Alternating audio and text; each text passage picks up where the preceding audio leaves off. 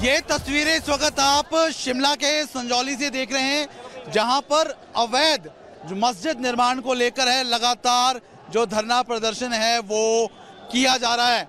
आप देख सकते हैं कि जो हिंदू संगठन है वो सड़कों पर उतरा है, मांग यही कर रहा है कि जो अवैध तरीके से निर्माण हुआ है इस निर्माण को गिराया जाए, जिसको लेकर ये तमाम तरह से यहाँ पर प्रदर्शन है किया जा रहा है। सैकड़ों की तादाद में जो हिंदू संगठन के लोग हैं वो यहाँ पर पहुँच रहे हैं। जय श्री राम के जो नारे हैं वो यहाँ पर लगाए जा रहे हैं। बस अल्टीमेटम है वो दिया गया है कि शनिवार तक, क्योंकि ये मामला लंबित है कोर्ट में, इसके ऊपर एक्शन है वो लिया जाए। कुछ लोग हमारे साथ, उनसे बात कर लेते हैं। आप यहाँ पर प्रदर्शन कर रहे हैं, क्या चाह रहे हैं? आज ये प्रदर्शन जो है केवल संजौली तक के सीमित ये प्रदर्शन नहीं है, आम समाज का ये प्रदर्शन आज बना है। मैं बहुत ही अपने आप को भी आज इस मौके पे, जब ये समाज का एक हजूम उमड़ा है और वो भी उसलिए कि एक अवैध निर्माण जो मस्जिद के रूप में हुआ है वो विरोध आम जनता का है, और ये यहाँ से आंदोलन जो प्रारंभ हो रहा है इसकी चिंगारी पूरे प्रदेश भर में जाएगी। निश्चित रूप से सब समाज का यही एक मांग है कि इलीगल रूप से जो भी काम हिमाचल के अंदर में हो रहे हैं, शहर के बीचों बीच में जहाँ पर 2.5 मंजिल से ऊपर बिल्डिंग बन नहीं पा रही है, वहाँ पर आज 5-6 मंजिल बन जाती है। ऐसा ही निर्माण इससे पहले लॉकडाउन के टाइम में कसुमती में भी वक्फ बोर्ड की ज़मीन बता करके रातों रात उसमें पूरे स्ट्रक्चर बन जाना, उसके लिए बिजली के लिए अप्लाई हो जाना, परंतु वो भी समाज के कहने से वो चीज़ रुकी है। निश्चित रूप से प्रदेश सरकार और यहाँ जो प्रशासन है, जिन मुद्दों को लेकर के आज जनता सामने आई है, इनका आइडेंटिफिकेशन भी हो जाए कि इस तरह के इलीगल जो कंस्ट्रक्शन जो हो रही है, इलीगल रोक जो यहाँ। सवाल बार बार जो उठाया जा रहा है कि बहुत से लोग हैं दूसरे राज्य से आकर अपना नाम बदलकर, आइडेंटिटी बदलकर यहाँ पर किसी ना किसी तरह से प्रदेश का माहौल खराब कर रहे हैं। ये मसला भी विधानसभा के अंदर उठाया गया है। निश्चित रूप से है, और मैं धन्यवाद करता हूँ विधानसभा के अंदर में जिन जनप्रतिनिधियों ने इन विषयों को उठाया है। और ये निश्चित रूप से, क्योंकि आप कलावा बांध करके, तिलक लगा करके, साधु के वेश में आप अपने आप को विभिन्न रोजगारों से संलिप्त करते हुए आप लोगों ने यहाँ आइडेंटिफिकेशन अपनी जो है वो हिंदू नाम के नाम पे रखी है, तो ये विरोध हमारा आम गांव-गांव तक में पहुंचा है कि आज इनका आइडेंटिफिकेशन हो। और मैं चाहूँगा स्थानीय निकाय जो आज हैं, चाहे वो नगर पंचायतें हैं, वो पंचायतें हैं, और वो हमारे पार्षदगण हैं, वो एक रेजुलेशन लाए 2 अक्टूबर को ये स्वच्छता दिवस के ऊपर में मैं भी आह्वान करना चाहूँगा, मांग करना चाहूँगा कि वहाँ पर सबके आइडेंटिफिकेशन हो कि किस किस रूप से वो क्वार्टर में रह रहे हैं। आहत हैं आप लोग, ये जो कुछ हुआ है? मैं सबसे पहले तो आपके चैनल का धन्यवाद करना चाहती हूँ।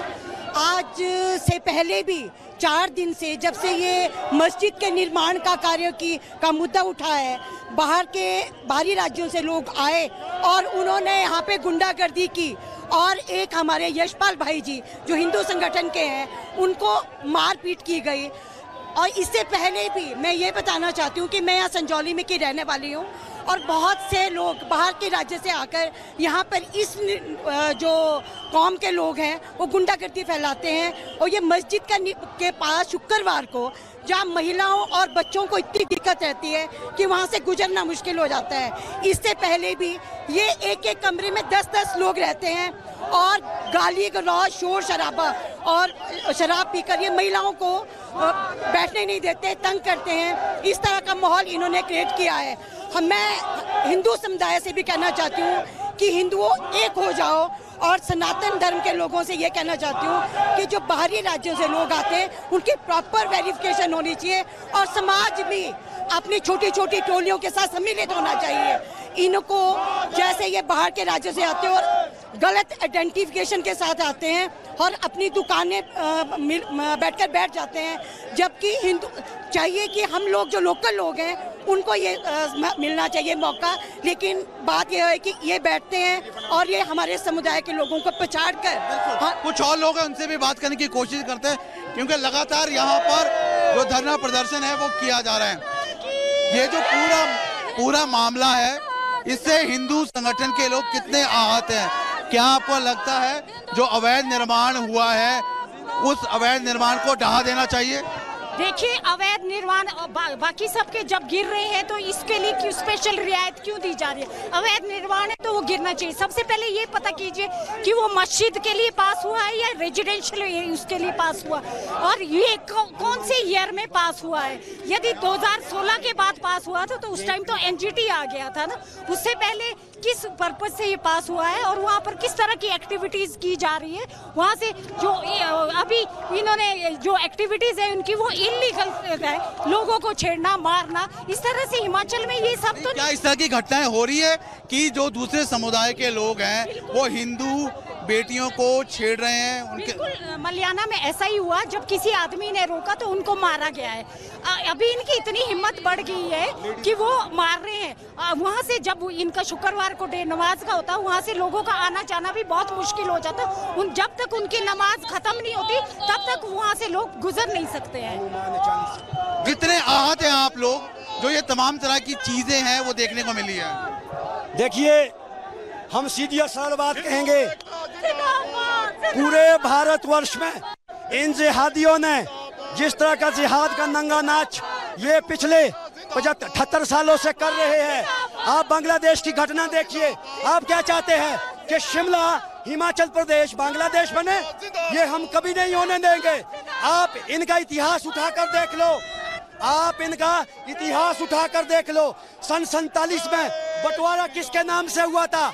2 हिस्से किए गए थे, एक पाकिस्तान एक हिंदुस्तान। क्यों किए गए थे? इसीलिए किए गए थे एक तरफ सब ये मुल्ले जाए और दूसरे तरफ मेरे देश के सनातनी और भाई और बहन जाए। क्या हुआ? क्यों ऐसा किया गया? उस वक्त 47 में जब बंटवारा किया गया था क्यों नहीं निकाला गया इन लोगों को? अब आज की बात करते हैं। चंबा में 8 टुकड़े किए गए, आपको वो नहीं दिखता? उस वक्त क्यों आवाज नहीं उठाई मीडिया ने? आप मेरे को बताइए। आज पूरे ही शिमला में ये नंगा नाच नाच रहे हैं, अवैध आपके सामने है। शिमला में वहाँ 195 लाइसेंस वैध है, लेकिन 1900 कहाँ से बैठ गए? 1900 कहाँ से बैठ गए? कहाँ है प्रशासन? कहाँ है सरकार? आज सनातन जाग रहा है, सनातन के भाई और बहन जाग रहे हैं, क्योंकि लड़ाई ये सनातन की है। बिल्कुल की है। सीधे तौर पे जो लोग हैं काफी नाराज हैं, कुछ महिलाएं भी, उनसे भी बात कर लेते हैं। ये घटनाक्रम देखने को मिल रहा है, लोग हैं काफी ज्यादा आहत हैं, नाराज है। क्या सनातनी वाकई में नाराज है? इस तरह की घटनाएं क्या देवभूमि हिमाचल में भी देखने को मिल रही है? देखने को मिल रही है सर, पहले ऐसा नहीं होता था। अब हमें देखो, ये इन भाई साहब ने जो कहा है, चंबा में किस तरह की घटना घटी, हिंदू महिला के साथ एक अत्याचार किया गया। यहाँ भी यही परिस्थिति होने वाली है, क्योंकि यहाँ जब शुक्रवार को जब इनकी नमाज होती है तो वहाँ से हमें आना जाना नहीं होता, क्योंकि हमें अपने घर जाना होता है, तो हम वहाँ से गुजर नहीं सकते, क्योंकि हमें इनका इंतजार करना पड़ता है कि कब यहाँ से ये उठे और कब वहाँ से हम निकले। तो यानी सीधे तौर पर आप देख सकते हैं भारी तादाद में यहाँ पर पुलिस बल, सुरक्षा बल को भी तैनात किया गया है। फिलहाल जो ये प्रदर्शन है वो पीसफुल है, लेकिन जरूर सैकड़ों की तादाद में जो हिंदू संगठन के लोग हैं वो सड़कों पर उतरे हैं, आवाज उठा रहे हैं। सीधे तौर पे मांग यही है कि अवैध तरीके से जो निर्माण हुआ है उस निर्माण को गिराया जाए, ढहाया जाए। उसके लिए कुछ समय है वो सरकार को दिया गया है। तमाम तरह का जो घटनाक्रम पिछले कुछ समय से देखने को मिल रहा है, अवैध अगर निर्माण हुआ, क्या चाह रहे हैं आप? वो अवैध निर्माण ढहाया जाए, उसको लेकर प्रदर्शन कर रहे हैं।